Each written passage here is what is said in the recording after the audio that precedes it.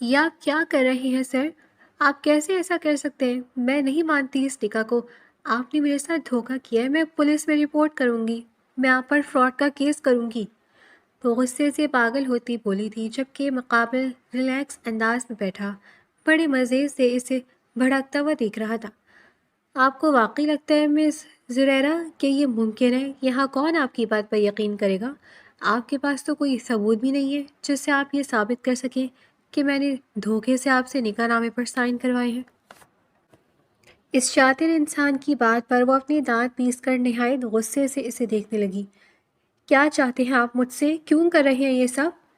وہ بے بسی کی انتہا پر بولی تھی کہ وہ سمجھ چکی تھی کہ سامنے والے سے مقابلہ کرنا آسان نہیں ہے اور اس معاملے میں کوئی اس کی مدد نہیں کرے گا۔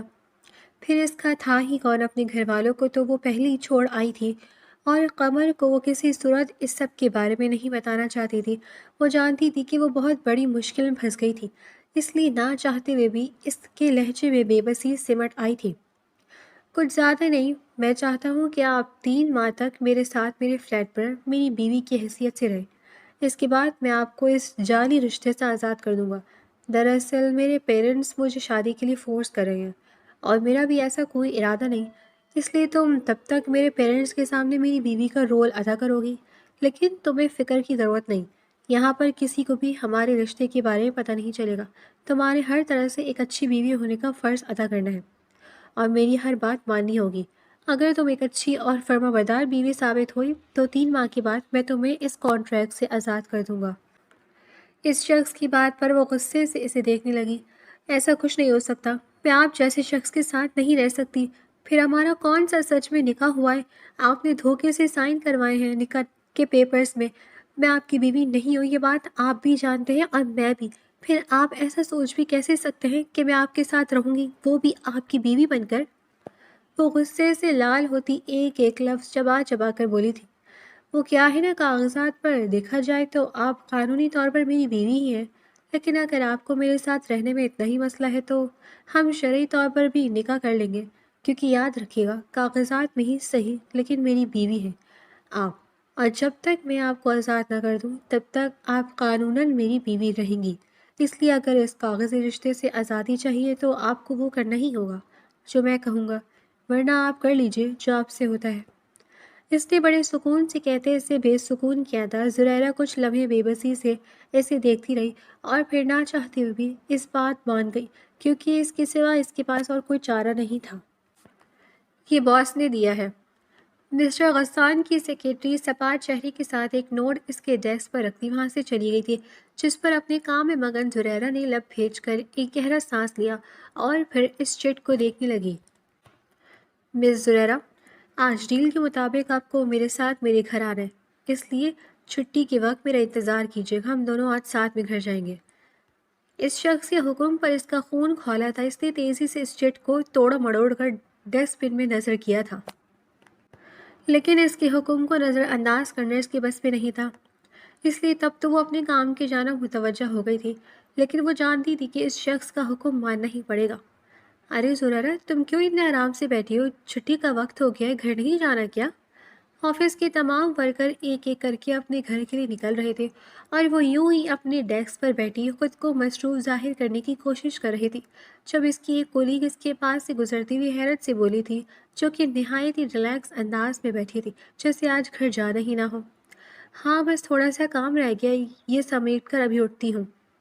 اس نے زبردستی مسکراہٹ کر بنا کر بہانہ بنایا، جس پر وہ سر ہلاتی اس کے پاس سے گزر گئی تھی، اور وہ پیچھے ایک ٹھنڈی سانس لیتی دل ہی دل میں اس شخص کو کوسنے لگی جس نے اسے اس مصیبت میں ڈالا تھا۔ پتہ نہیں کب یہ 3 مہینے گزریں گے اور کب اس کی اس شخص سے جان چھوٹے گی۔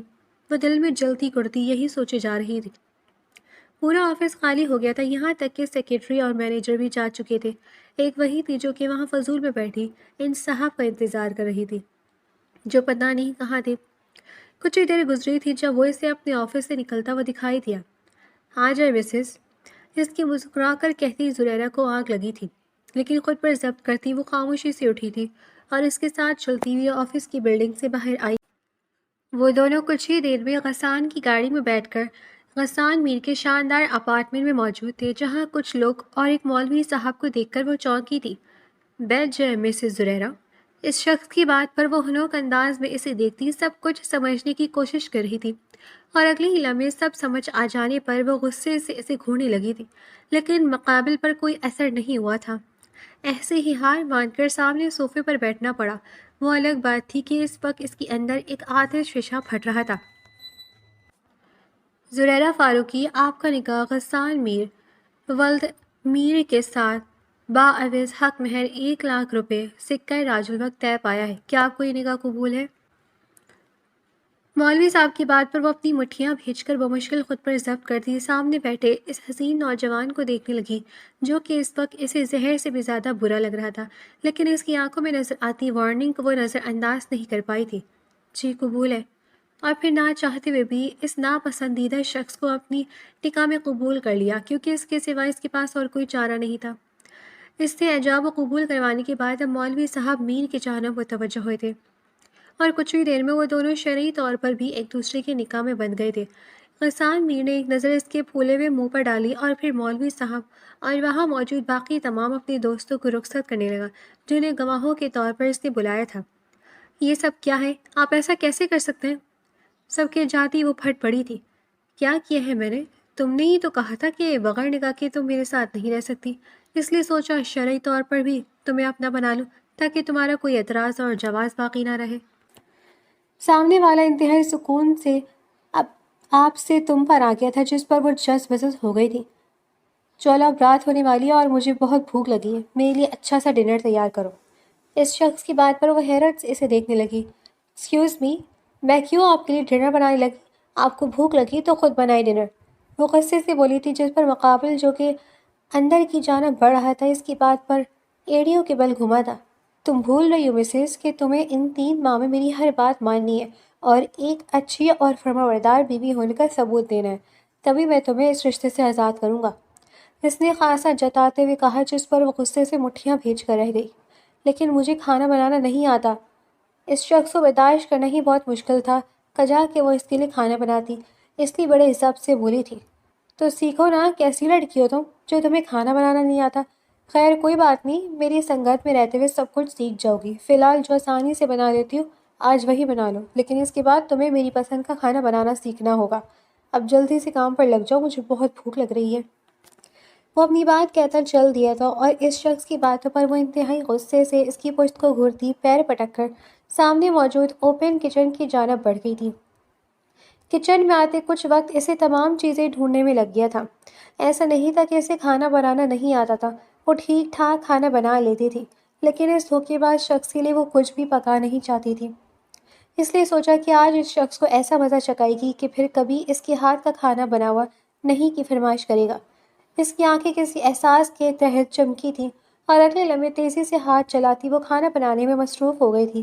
تقریباً 1 گھنٹے میں ہی اس نے چکن کڑھائی اور بوائلڈ رائس بنا لیے تھے، اور اب وہ چہرے پر ایک الگ ہی مسکراہٹ سجائے لاؤنج میں آئی تھی، جہاں وہ ڈھیلے ڈھالے سے ٹراؤزر شرٹ میں ملبوس صوفے پر بیٹھا اپنے موبائل میں لگا ہوا تھا۔ سر کھانا بن گیا ہے، وہ چہرے پر ایک عجیب سی مسکراہٹ سجائے بولی تو وہ چونک کر نظریں اٹھا کر اس حسین سی لڑکی کو دیکھنے لگا، جس کے چہرے پر ایک الگ ہی شرارتی سی چمک تھی، جس پر وہ بھی محسوس انداز میں مسکرایا تھا۔ یہاں گھر میں سر بلانے کی کوئی ضرورت نہیں ہے، تمہیں بہت جلد اپنے پیرنٹس سے بھی ملانا ہے، وہاں سر بولو گی تو معاملہ خراب ہو جائے گا، اس لیے بہتر ہے کہ گھر میں مجھے میر کہہ کر بلاؤ، اور اب اس چیز کی عادت ڈالو، تمہارا باس اور سر میں صرف آفس میں ہوں، یہاں میں نارمل کپل کی طرح رہنا ہے، گوٹ اٹ؟ وہ ایک مسکراتی نظر اس پر ڈالتا کہہ کر اٹھا تھا اور ڈائننگ ہال کی جانب بڑھ گیا تھا، جبکہ پیچھے وہ بے آواز اس کی نقل اتارتی منہ چڑھا کر اس کے پیچھے پیچھے آئی تھی۔ اس کی ڈائننگ ٹیبل پر بیٹھتے ہی اس نے جلدی سے کھانا لگا دیا تھا، اور اب چہرے پر مسکراہٹ سجائے ایک سائڈ پر کھڑی اس کے کھانے کا انتظار کر رہی تھی۔ میر غسان نے ایک نظر کھانے پر ڈالی جو بظاہر ٹھیک ہی لگ رہا تھا، اور پھر اسے دیکھنے لگا، جس کے چہرے پر بڑی عجیب سی مسکراہٹ تھی۔ تم وہاں کیوں کھڑی ہو مسز؟ آؤ میرے ساتھ، ہم آج سے مل کر کھانا کھائیں گے۔ اس شخص کی بات پر اس کے چہرے سے مسکراہٹ اچانک ہی غائب ہوئی تھی۔ وہ بھونکلا کر اسے دیکھنے لگی۔ اس کی ضرورت نہیں ہے سر، میرا مطلب ہے میر، مجھے بھوک نہیں ہے، آپ کھائیں۔ وہ بوکھلاہٹ میں بولی تھی، جبکہ مقابل سر جھکائے مسکرایا تھا۔ اب میں اتنا بھی بے مروت نہیں ہوں کہ اکیلے کھانا کھاؤں اور میری مسز کھڑی ہو کر میرا منہ تکتی رہے۔ آ جاؤ، ہم دونوں مل کر کھائیں گے، بلکہ پہلے تم کھاؤ، اس کے بعد ہی میں کھاؤں گا۔ اس شخص کی بات پر اس کے چہرے کی ہوائیاں اڑی تھیں۔ یہ تو اس نے سوچا بھی نہیں تھا کہ مقابل ایسا کچھ کہے گا۔ اس نے ہنوک چہرے پر نظر ڈالتے وہ اپنا لب دبا کر ایک آئبرو اچکا کر اسے دیکھنے لگا۔ میں نے کہا نا مجھے بھوک نہیں ہے، آپ کو بھوک لگی ہوئی تھی تو آپ ہی کھانا کھائیں، مجھے نہیں کھانا، وہ جھنجھلا کر بولی تھی۔ اس طرح کرتے ہوئے تو مجھے اس شک میں مبتلا کر رہی ہو، کہیں ایسا تو نہیں کہ اس کھانے میں کوئی زہر ملایا؟ اب تو پہلے اسے تم ہی کھاؤ گی، جلدی سے آ کر کھاؤ، وہ اب سنجیدہ دو ٹوک انداز میں بولا تھا۔ اور یا زریرہ کو اپنی جان نکلتی ہوئی محسوس ہو رہی تھی۔ وہ بے بسی سے اسے دیکھ رہی تھی۔ آپ مجھے ایسا سمجھتے ہیں سر؟ وہ بے بسی سے اسے دیکھتے ہوئے بولی تھی، جبکہ مقابل نے کندھے اچکا دیے تھے۔ میں اتنی آسانی سے کسی پر بھروسہ نہیں کرتا، اور تمہارا مشکوک مجھے شک میں مبتلا کر رہا ہے۔ اگر تم نے مجھے نہیں ملایا تو پھر میرے ساتھ کھانا کیوں نہیں کھا رہی؟ اس شخص کی بات پر اسے سمجھ ہی نہ آیا کہ وہ کیا کہے۔ اسے خاموش کھڑا دیکھ کر وہ خود اپنی جگہ سے اٹھا تھا اور چاولوں کے اوپر تھوڑا سا سالن ڈال کر چمچ بھر کر اس کی جانب آیا، اور اس کے کچھ سمجھنے سے پہلے اس کا چہرہ اپنے ہاتھ میں لیے اپنے ہاتھوں کے دباؤ سے اس کے لب وا کرتا چمچ اس کے منہ میں ڈال گیا تھا۔ یہ سب اس نے ایک لمحے میں اتنی پھرتی سے کیا تھا کہ اسے کچھ سمجھ ہی نہیں آیا تھا۔ البتہ کچے چاول اور مرچوں والا سالن کا ذائقہ منہ میں جاتے ہی اس نے تیزی سے چہرے کے زاویے بگاڑتے نوالا منہ سے نکالنا چاہا تھا، لیکن مقامی لبوں پر تیزی سے ہاتھ جما کر اسے ایسا کرنے سے روک گیا تھا۔ ہائے مسز، میں نے بڑے پیار سے کھلایا، اس لیے اسے نکالنے کے بارے میں سوچنا بھی مت، وہ تنبیہی انداز میں بولتا، جس پر اسے نہ چاہتے ہوئے نوالا تھوڑا سا چبا کر گلے سے نیچے اتارنا ہی پڑا تھا، لیکن شدید مرچوں کے باعث اسے اگلے ہی لمحے بری طرح کھانسی تھی اور ہنسنے لگی تھی۔ جلتی ہوئی زبان کے ساتھ وہ تیزی سے سامنے جگ سے پانی گلاس میں انڈیل کر لبوں سے لگا گئی تھی، جبکہ مقابل دونوں ہاتھ سینے پر باندھے بغور اسے دیکھ رہا تھا۔ پانی کے 2-3 گلاس ختم کرنے کے بعد بھی کچھ افاقہ نہیں ہوا، کیونکہ اس نے مرچوں کا پورا ڈبہ سالن میں خالی کر دیا تھا، اور اب زبان سے لے کر گالا تک جلتا ہوا معلوم ہو رہا تھا۔ اس کی حالت دیکھ کر مقابل نفی میں سر ہلاتا تیزی سے کچن کی جانب بڑھا تھا، اور کچن سے شہد نکال کر ایک چمچ میں شہد لیے اس کی جانب بڑھا تھا، جیسے زریرہ نے تیزی سے منہ میں لے لیا تھا۔ 1-2 چمچ مزید شہد کا لیتے کچھ افاقہ ہوا تھا، اور اب وہ گہری گہری سانسیں لیتے سامنے کرسی پر ڈھہ گئی تھی، جبکہ وہ اب اس کے سامنے کھڑا دلچسپ نظروں سے اسے دیکھ رہا تھا۔ تم ٹھیک تو ہو نا مسز؟ طبیعت زیادہ تو نہیں خراب ہو رہی؟ ویسے بھی مجھے واقعی تم پر یقین آ گیا کہ تم نے اس میں کوئی زہر نہیں ملایا، اس نے نہایت ہی ہمدردی سے پوچھتے ہوئے کہا، تو وہ کھا جانے والی نظروں سے اسے دیکھنے لگی، جس پر مقابل لب دبا کر کندھے اچکا گیا، جیسے کہنا چاہ رہا ہو کہ یہ سب تمہارا اپنا کیا دھرا تھا، جبکہ وہ غصے سے دانت پیستی اپنا رخ موڑ گئی تھی۔ وہ لب دبا کر ایک نظر اس کی پشت پر ڈال کر افسوس سے سامنے پڑے کھانے کو دیکھتا اب لاؤنج کی جانب چل پڑا تھا تاکہ فون سے اپنے لیے کچھ آرڈر کر سکے۔ موبائل پر اسکرول کرتے وہ ابھی یہی سوچ رہا تھا کہ کیا منگوائے، جب یوں نہیں اس نے ایک نظر ڈائننگ ٹیبل کی جانب ڈالی تھی، اور اسے کہیں نہ پا کر وہ چونک گیا تھا، کہیں اس کی طبیعت زیادہ تو نہیں بگڑ گئی تھی۔ یہ سوچ کر وہ فکر مندی سے کچن کی جانب آیا تھا، اور سامنے کا منظر دیکھ کر وہ چونک گیا تھا۔ وہ نہایت ہی سکون سے سلیب کے پاس کھڑی کھانا کھا رہی تھی۔ اس نے ایک نظر ٹیبل پر ڈالی تھی، جہاں پر وہ بد ذائقہ مرچوں کا بھرا ہوا کھانا ویسا کا ویسا ہی پڑا تھا، اور اگلے لمحے وہ سب سمجھ گیا تھا۔ اس چالاک لڑکی نے یقیناً اپنے لیے الگ سے بالکل صحیح کھانا بنایا تھا۔ یہ مرچوں سے بھرا کھانا صرف اور صرف اس کے لیے تھا۔ کیا ہو رہا ہے مسز؟ وہ موبائل پاکٹ میں ڈال کر اس کے پاس آیا تھا اور اس کے بے حد قریب سرگوشی نما آواز میں بولا، جس پر وہ چونک کر اپنی جگہ سے اچھلی تھی۔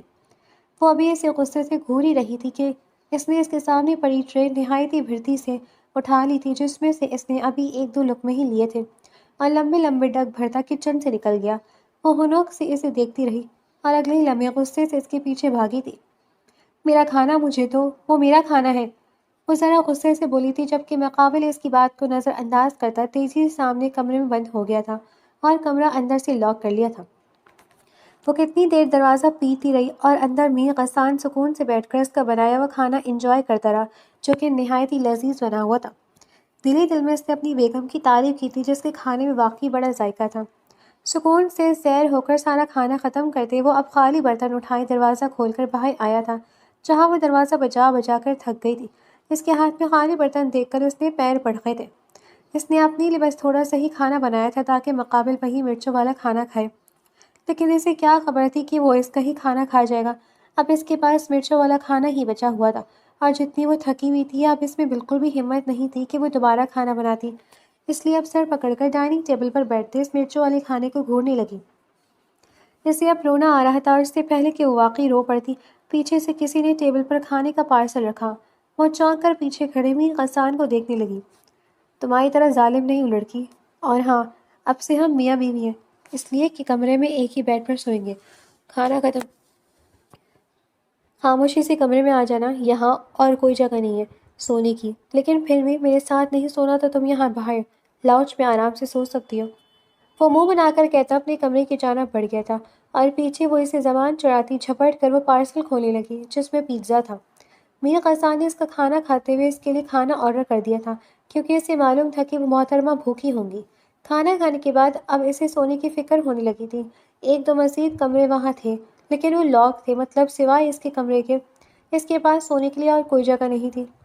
دسمبر کا مہینہ تھا، اور یہاں اسلام آباد میں خون جما دینے والی سردی پڑتی تھی، خاص کر کے رات کو تو ٹھنڈ ویسی ہی بڑھ جاتی تھی۔ اتنی ٹھنڈ میں وہ یہاں اس ٹھنڈے لاؤنج میں سونے کا تصور بھی نہیں کر سکتی تھی، اس لیے کافی دیر یہاں وہاں بھٹکتی رہی، اور پھر تھک ہار کر اس کمرے کی جانب بڑھ گئی تھی جہاں وہ کھڑوس انسان گیا تھا۔ دل میں بس یہی دعا کر رہی تھی کہ وہ سو گیا ہو۔ شکر تھا کہ وہ واقعی اپنے بستر پر رخ موڑے لیٹا تھا۔ وہ جاگ رہا تھا یا سو رہا تھا وہ نہیں جانتی تھی، لیکن وہ تیزی سے بیڈ کے کنارے پر لیٹتی کمبل میں چھپ گئی تھی۔ ویسے بھی کافی دیر باہر ٹھنڈ میں رہنے کے باعث اب اسے بے حد سردی لگ رہی تھی۔ ذہنی اور جسمانی تھکاوٹ کے باعث چند ہی لمحوں میں وہ نیند کی وادیوں میں کھو گئی تھی، جبکہ اس کی گہری سانسیں محسوس کرتے میر غسان نے سر اٹھا کر اس کی جانب دیکھا تھا، اور رخ اس کی جانب کرتے اس کے حسین چہرے کو آنکھوں میں بسائے وہ بھی کچھ لمحوں میں نیند کی وادیوں میں کھو گیا تھا۔ زریرہ کا نکاح اس کے دادا نے بچپن میں ہی اپنے دوست کے پوتے کے ساتھ کر دیا تھا، لیکن جب زریرہ بڑی ہوئی اور اسے نکاح کا معلوم ہوا تو اس نے سختی سے اس کا نکاح کی مخالفت کی، اور یہ کہتے ہوئے اس نکاح کو ماننے سے ہی صاف انکار کر دیا کہ وہ ایسے نکاح کو نہیں مانتی جس کی کوئی قانونی حیثیت تک نہیں ہے، کیونکہ وہ اپنے یونیورسٹی فیلو قمر سے محبت کرتی تھی۔ گھر والوں کے سامنے بھرپور احتجاج کے بعد بھی جب اسے کچھ حاصل نہیں ہوا تو اس نے غصے میں آ کر گھر چھوڑ دیا۔ اس کے پاس ڈگری تھی، اسی سال اس نے اپنی گریجویشن مکمل کی تھی، اس لیے اس نے اب اپنے لیے کوئی اچھی سی جاب تلاش کرنی شروع کر دی۔ جبکہ دوسری طرف میر غسان، جو کہ زریرہ کا منقوہ تھا، جس کا نہ تو وہ نام جانتی تھی اور نہ ہی کبھی اس سے ملی تھی، میر غسان کو بھی اس نکاح سے کوئی دلچسپی نہیں تھی، اور نہ ہی وہ اس نکاح کو آگے بڑھانا چاہتا تھا۔ لیکن جب اس نے ایک ریسٹورانٹ میں اپنی بچپن کی منقوہ کو کسی لڑکی کے ساتھ دیکھا تب اس کی غیرت جاگ اٹھی، حالانکہ وہ پہلے اس انتظار میں تھا کہ اگر وہ لڑکی والے اس نکاح کو ختم کرنے کے لیے کوئی چارہ جوئی کرے تو وہ فوراً اس بے نام سے رشتے سے آزاد کرے گا، لیکن اس نکاح کی در حقیقت کوئی قانونی حیثیت ہی نہیں تھی، اس لیے تو زریرہ نے سرے سے اسے ماننے سے انکار کر دیا تھا۔ اس دن وہ قمر کے ساتھ ڈنر پر گئی تھی، جو اپنی ایک بزنس میٹنگ کے لیے میر غسان بھی اسی ریسٹورانٹ میں آیا تھا، اور کیونکہ اس نے اسے تصویر میں دیکھ رکھا تھا اس لیے وہ اسے دیکھتے ہی پہچان لیا تھا۔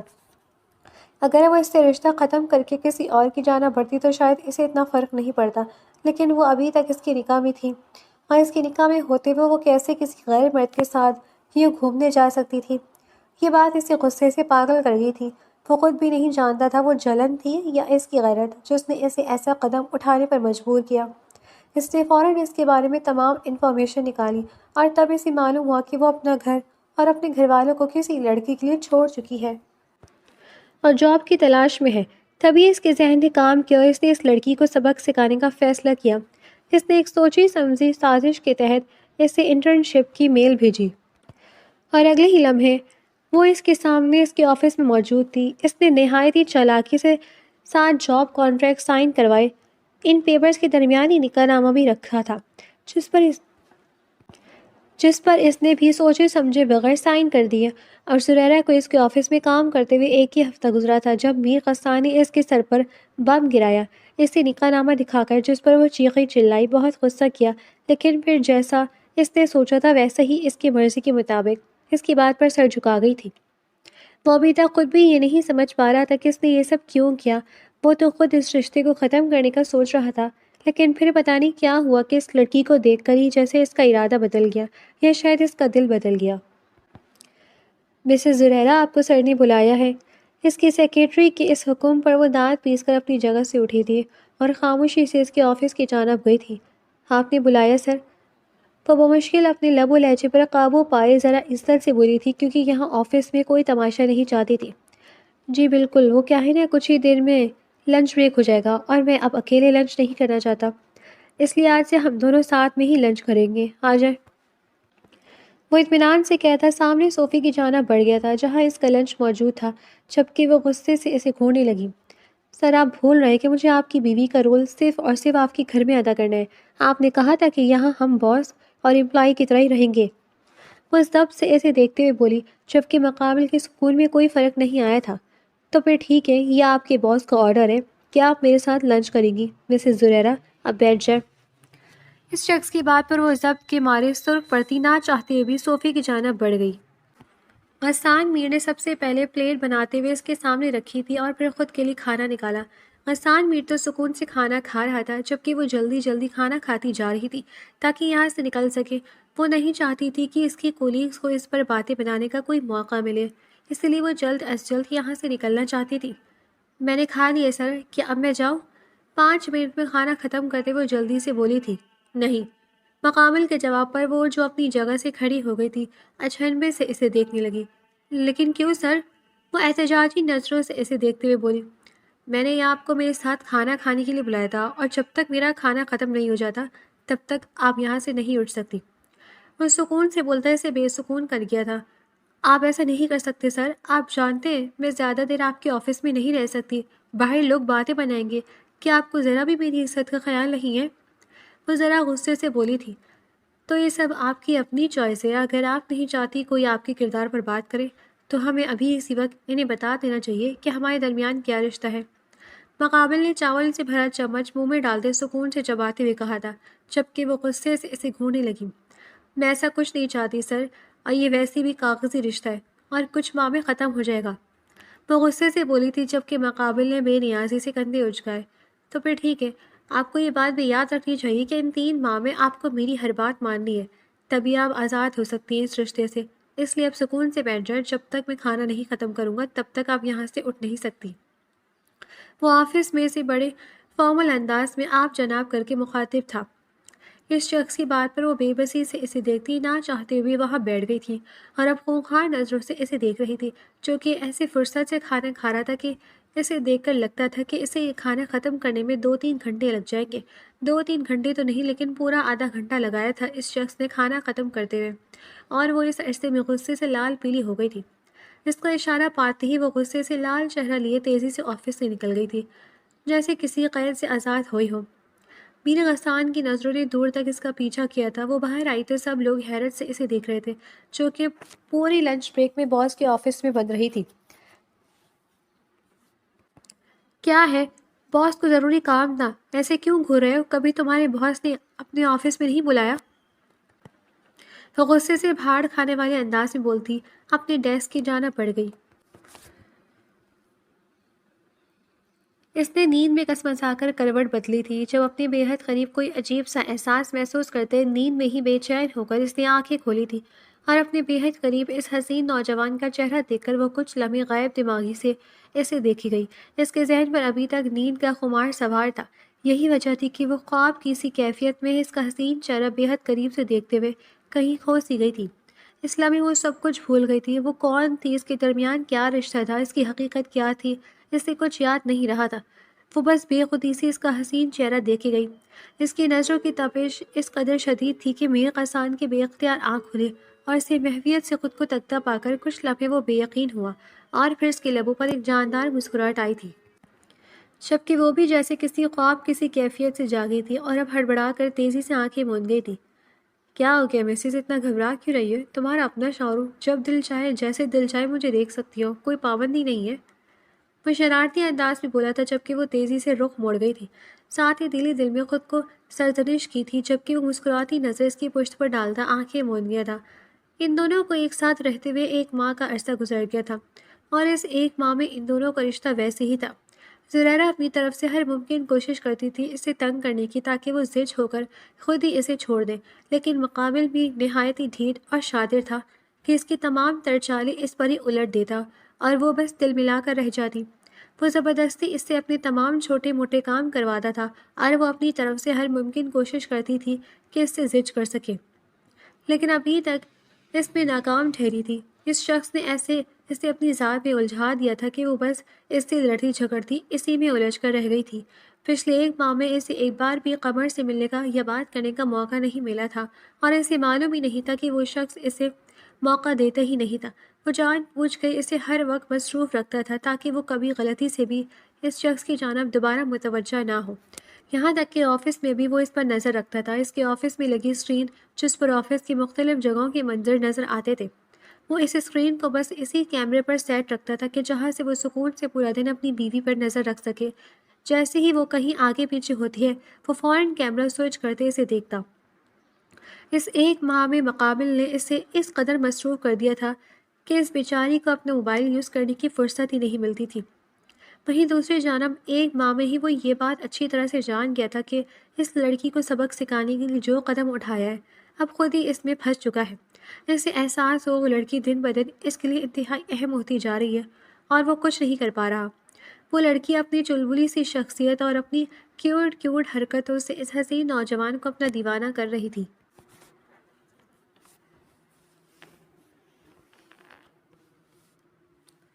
آج ویکینڈ تھا، آفس کی چھٹی تھی۔ پہلے چھٹی والے دن وہ شخص اسے زیادہ تنگ کرتا تھا، لیکن آج اسے کوئی ضروری کال آئی تھی اور اسے ایمرجنسی میں نکلنا پڑا تھا، اس لیے وہ بھی کچھ پرسکون سی تھی۔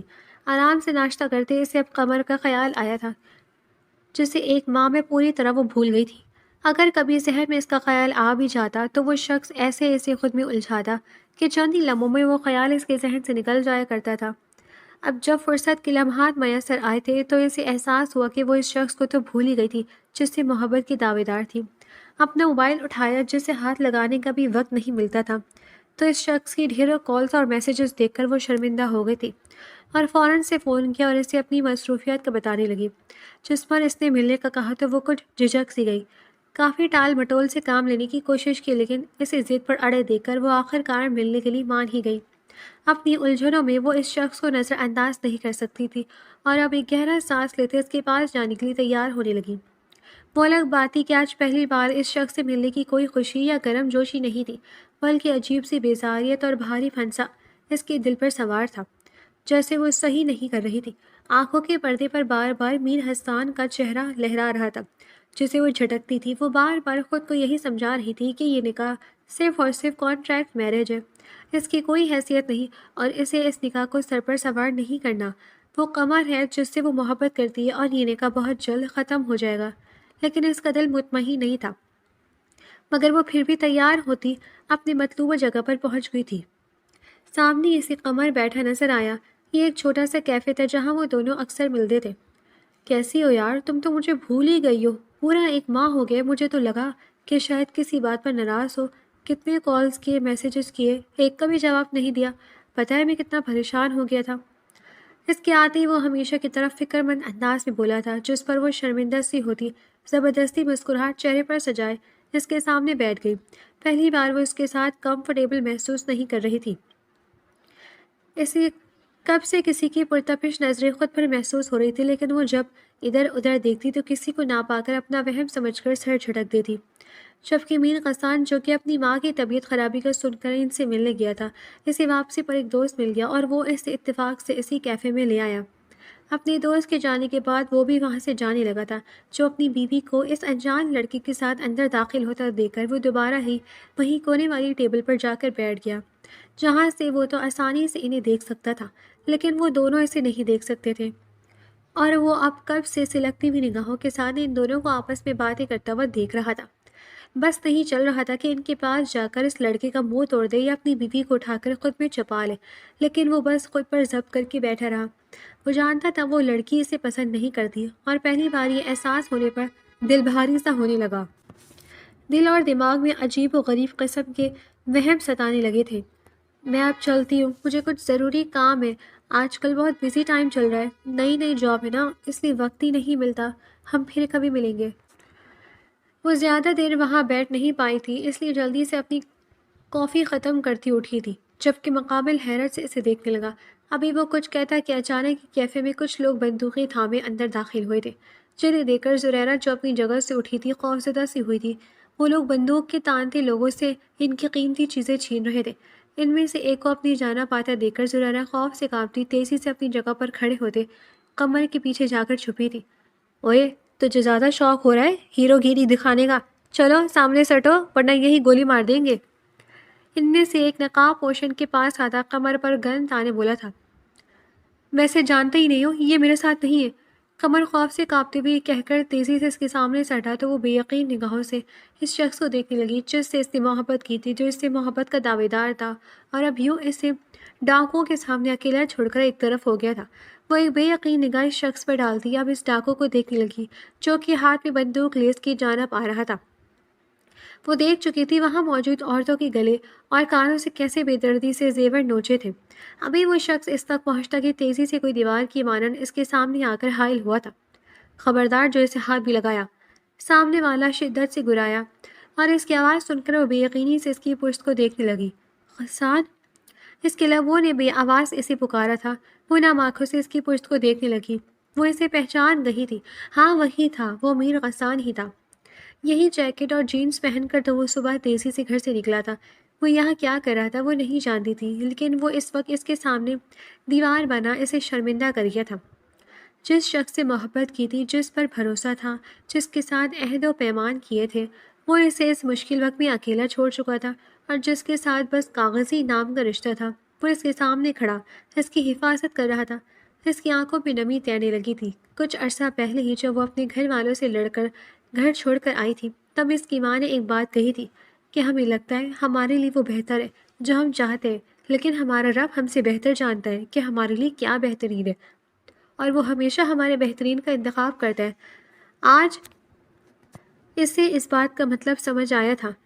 ابے ہٹ، تجھے ہیرو بننا ہے تو کسی فلم میں جا کر بن ہیرو، یہاں ہیرو گیری دکھائی تو تجھے اوپر پہنچا دوں گا۔ وہ ڈاکو اب بندوق میر غسان کے سر پر رکھ گیا تھا، جبکہ مقابل ٹس سے مس نہیں ہوا تھا۔ میرے جیتے جی تو تمہیں اس تک نہیں پہنچ سکتے، وہ اپنی جگہ پر غصے سے بولا تھا، جس پر وہ لرزتی ہوئی بھیگی آنکھوں سے اسے دیکھتی دل ہی دل میں اس کی سلامتی کی دعا کرنے لگی۔ اس ڈاکو نے غصے سے پاگل ہوتے گن کا زور سے اس کے سر پر ماری تھی۔ میر غسان کے سر سے خون نکلنے لگا تھا، جس پر زریرہ کے لبوں سے چیخ بلند ہوئی تھی۔ اس سے اپنی جان نکلتی محسوس ہوئی تھی۔ اس نے تیزی سے اپنے کانوں میں موجود گولڈ کے ایئر رنگس اتار کر اپنا فون اور وہ ایئر رنگ سامنے ٹیبل پر پھینکے تھے۔ میرے پاس اور کچھ نہیں ہے، وہ ڈری سہمی سی بولی تھی۔ وہ اس وقت اپنے لیے نہیں، میر غسان کے لیے خوفزدہ تھی۔ اس شخص کو کھونے کا خوف اسے پاگل کر رہا تھا۔ اس لمحے لگا کہ اس شخص کو کچھ ہوا تو وہ بھی جی نہیں پائے گی۔ وہ ڈاکو سب کچھ لوٹ کر وہاں سے جا چکے تھے۔ آپ ٹھیک ہے میر؟ آپ کو کچھ ہوا تو نہیں؟ ان کے جاتے ہی وہ فکر مندی سے تڑپ کر بولی تھی۔ یہ کون ہے؟ تبھی قمر، جو کہ پہلے ان کے ڈر سے چھپا ہوا تھا، وہ اس کے سامنے آتا شکی انداز میں بولا تھا، جس پر وہ غصے سے اسے دیکھنے لگی۔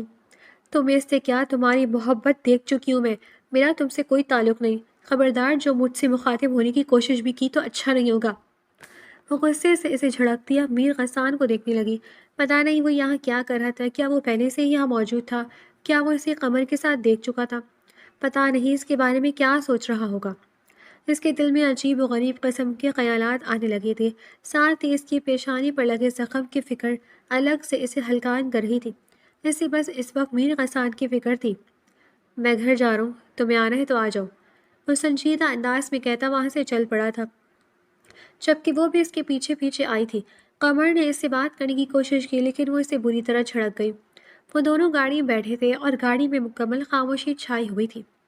وہ دونوں ہی اپنے اپنے خیالوں اور وہموں میں گم تھے، جہاں پر زریرہ یہ سوچ کر پریشان تھی کہ پتہ نہیں وہ اسے کسی اور کے ساتھ دیکھ کر کیا سوچ رہا ہوگا۔ وہیں پر میر غسان اس وقت بری طرح دل برداشتہ ہو گیا تھا۔ وہ لڑکی جو کہ اس کے دل کی واحد چاہت بن گئی تھی، وہ کسی اور کو پسند کرتی تھی، یہ بات اس کے لیے سہانے روح تھا۔ اگر 3 ماہ گزر جانے کے بعد اس لڑکی نے اس سے طلاق مانگی تو پھر وہ کیا کرے گا؟ اس لڑکی کو خود سے الگ کرنے کا سوچ کر ہی اس کی جان نکل رہی تھی۔ اس کے سر سے ہلکا سا خون نکل رہا تھا، پیشانی اچھی خاصی زخمی ہو گئی تھی، لیکن اس وقت اسے اپنے زخم کی پرواہ ہی نہیں تھی۔ اسے تو اس لڑکی کی پرواہ تھی، جس کے نزدیک وہ کوئی اہمیت ہی نہیں رکھتا تھا۔ جبکہ اپنی الٹی سیدھی سوچوں میں مگن زریرہ کی نظریں بار بار اس کی پیشانی کی جانب جا رہی تھی، لیکن اس کا سنجیدہ چہرہ دیکھ کر کچھ کہنے کی ہمت نہیں ہو پا رہی تھی۔ وہ اسے مخاطب کرنے سے ڈر رہی تھی کہ کہیں اس نے قمر کے بارے میں پوچھ لیا تو پھر وہ کیا کرے گی۔ گھر آیا تو وہ دونوں خاموشی سے گاڑی سے اتر کر گھر میں داخل ہو گئے۔ وہ وہیں لاؤنج پر موجود صوفے پر بیٹھ کر اپنا سر صوفے کی پشت سے ٹکا گیا، جبکہ وہ وہیں کھڑی خاموشی سے اس کی بند آنکھوں کو دیکھنے لگی۔ وہ انتظار کرتی رہی کہ وہ اس سے پوچھے گا کہ وہ وہاں کیا کر رہی تھی، وہ لڑکا کون تھا، لیکن مقابل نے ایک لفظ نہ کہا۔ وہ تو اپنی ہی سوچوں میں گم تھا، جس پر ایک بار پھر اس کی آنکھیں نم ہوئی تھیں۔ قمر کا شکی انداز یاد آیا تھا، اور یہاں ایک یہ شخص تھا جو کہ اس کا شوہر ہونے کے باوجود بھی اس سے بات کرنے کے بجائے خاموش بیٹھا تھا۔ میرا آپ زخمی ہیں، آپ کو ڈاکٹر کے پاس جانا چاہیے۔ کافی دیر تک خاموشی کے بعد وہ ہمت کرتی اٹکتے ہوئے لہجے میں بولی تو مقابل چونک گیا اور سر اٹھا کر اسے دیکھنے لگا۔ اسے لگا تھا وہ کمرے میں چلی گئی ہوگی، لیکن اسے اب معلوم ہوا تھا کہ وہ یہیں سامنے کھڑی تھی۔ میں ٹھیک ہوں، یہ بس معمولی سی چوٹ ہے۔ میرے روم میں فرسٹ ایڈ باکس پڑا ہے، میں بینڈیج کر لوں گا۔ وہ بے فکری سے بولا تو وہ تیزی سے کمرے کی جانب بڑھ گئی، جب پر غسان کے لبوں پر زخمی سی مسکراہٹ آئی تھی۔ اسے لگا وہ اسے چھوڑ گئی ہے، لیکن کچھ لمحے بعد کھٹ پٹ کی آواز پر وہ آنکھیں کھول گیا۔ اسے فرسٹ ایڈ باکس میں سے سامان نکالتے دیکھ کر وہ حیران ہوا۔ وہ اس کا زخم صاف کرتی یا پٹی کر رہی تھی، اور وہ بس خاموشی سے اسے دیکھ رہا تھا۔ تمہیں میری فکر کرنے کی ضرورت نہیں ہے، تمہیں تو اپنی فکر کرنی چاہیے۔ میں نے سوچا تھا کہ مجھے ریجیکٹ کیا ہے تو یقیناً مجھ سے کوئی بہتر انسان چنا ہوگا، لیکن تم نے اپنے لیے یہ کیسا شخص چنا ہے جو تمہاری حفاظت نہیں کر سکتا؟ کیا تم واقعی اس شخص سے محبت کرتی ہو جو تمہیں مشکل وقت میں بھی ایسے چھوڑ دے گا؟ وہ خود بھی ہمت کرتا بولا تھا تاکہ اسے احساس دلا سکے، جبکہ اس کی بات پر وہ حیرت سے اسے دیکھنے لگی۔ کیا کہہ رہے ہیں؟ میں نے کب آپ کو ریجیکٹ کیا؟ وہ نہ سمجھی سے پہلے تو اس کی بات پر شرمندہ ہوئی اور پھر اس کے الفاظ پر غور کرتے ہوئے کہنے لگی، تمہیں تو معلوم ہی نہیں ہے، میں وہی شخص ہوں جس سے بچپن میں تمہارا نکاح کیا گیا تھا، اور تم نے اس شخص کے لیے مجھے ریجیکٹ کر دیا۔ میں نے تمہیں احساس دلانے کے لیے، تم سے اس بات کا بدلہ لینے کے لیے تم سے دھوکے سے نکاح کیا تھا کہ میرے نکاح میں ہوتے ہوئے اس رشتے کو ختم کیے بغیر تم کسی اور کے ساتھ کیسے آگے بڑھ سکتی ہو۔ لیکن تمہیں سبق سکھاتے ہوئے کب میرا دل بدلا مجھے معلوم نہیں۔ زریرہ، میں تم سے محبت کرنے لگا ہوں۔ میں جانتا ہوں تم مجھے پسند نہیں کرتی، لیکن ایک بار پھر اپنے فیصلے پر غور کرو۔ کیا وہ شخص اس قابل ہے کہ تم اسے اپنا ہمسفر چن سکو؟ وہ بے قرار نظروں سے اسے دیکھتے بولا، جبکہ وہ خاموش اسٹیل سے دیکھ رہی تھی۔ یہ وہ شخص تھا جو اس کا بچپن کا منقور تھا، جسے بغیر دیکھے ہی اس نے ریجیکٹ کر دیا تھا۔ اس کی آنکھیں نم ہوئی تھی، اس کا دل تو پتہ نہیں کب اس شخص کا اسیر ہوا تھا، لیکن اس سے بات کا احساس تب ہوا جب وہ محافظ کی طرح اس کے سامنے کھڑا تھا۔ تب اسے احساس ہوا کہ یہ شخص اس کا اپنا ہے۔ جب اسے چوٹ لگی تو اسے اپنے دل میں تکلیف اترتی محسوس ہوئی۔ تب اسے معلوم ہوا کہ اسے محبت ہو گئی ہے اس شخص سے جو اس کا زبردستی کا شوہر ہے۔ میر، میں واقعی بہت بیوقوف ہوں۔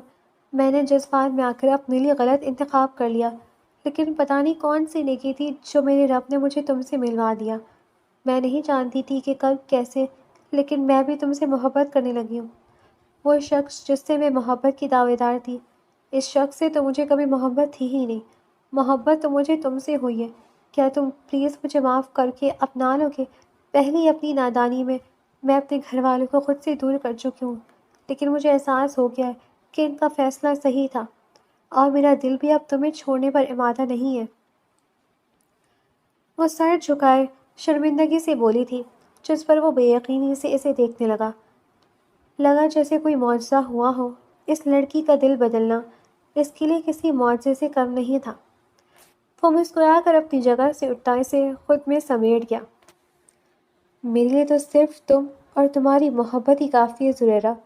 غلطی ہر انسان سے ہوتی ہے، اور مجھے تمہاری ماضی سے کوئی فرق نہیں پڑتا، اور مستقبل میں بھی میں تم سے وعدہ کرتا ہوں کبھی تمہیں تمہارے فیصلے پر پچھتانے نہیں دوں گا۔ میں ہمیشہ تمہارا خیال رکھوں گا، تمہارے گھر والوں کو بھی ہم دونوں مل کر بہت جلد منا لیں گے۔ سب ٹھیک ہو جائے گا، یہ میرا تم سے وعدہ ہے۔ وہ محبت سے بولا تھا، جبکہ وہ نم آتی آنکھوں سے اپنے رب کا شکر ادا کرتی ہو۔ آنکھیں موند گئی تھیں۔